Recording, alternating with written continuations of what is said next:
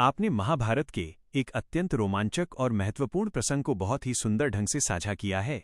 अर्जुन की ये प्रतिज्ञा न केवल उनके साहस को दर्शाती है, बल्कि ये श्रीकृष्ण की कूटनीति और भक्त वत्सलता का भी अनुपम उदाहरण है। इस घटना से जुड़े कुछ प्रमुख बिंदु जो इसे और भी विशेष बनाते हैं। 1. अटूट संकल्प, द वाव। अर्जुन की प्रतिज्ञा केवल एक बदला नहीं थी, बल्कि अपने पुत्र के प्रति अगाध प्रेम और अन्याय के विरुद्ध एक हुंकार थी।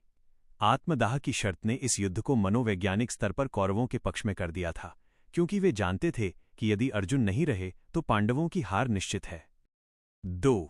श्रीकृष्ण की योगमाया, डिवाइन स्ट्रैटेजी। जब जयद्रथ को मारना असंभव प्रतीत हो रहा था, तब श्रीकृष्ण ने अपनी योगमाया से सूर्य को ढक लिया।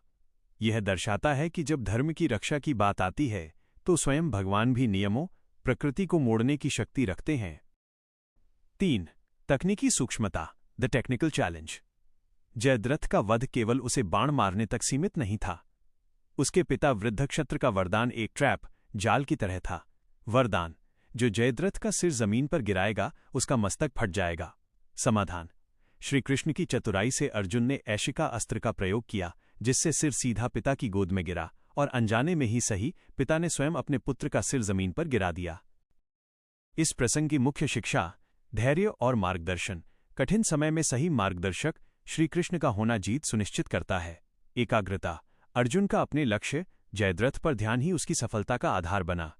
क्या आप महाभारत के किसी और पात्र, जैसे कर्ण या भीष्म की प्रतिज्ञा या उनसे जुड़े किसी विशेष प्रसंग के बारे में जानना चाहेंगे?